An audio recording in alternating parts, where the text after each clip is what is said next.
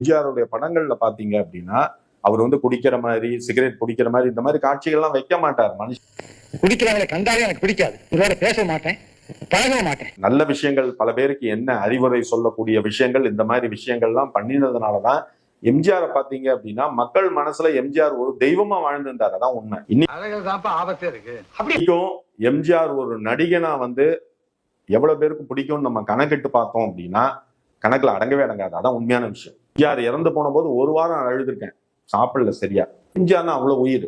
எம்ஜிஆர்ட்ட இருக்கக்கூடிய அந்த அவ்வளவு நல்ல விஷயங்கள் எனக்கு மனசுக்கு ரொம்ப பிடித்த விஷயங்கள். கருணை இருந்தால் வள்ளலாகலாம், கடமை இருந்தால் வீரனாக. எம்ஜிஆரோட ஒவ்வொரு படத்துலயும் நீங்க பாத்தீங்கன்னா அந்த காட்சிகள் அமைப்புங்கிறதெல்லாம் அவர் மாதிரிலாம் யாரும் பண்ண முடியாது சார். குடியிருந்த கோவில் ஒரு படம் ஜி.என். வேலுமணி பண்றாரு.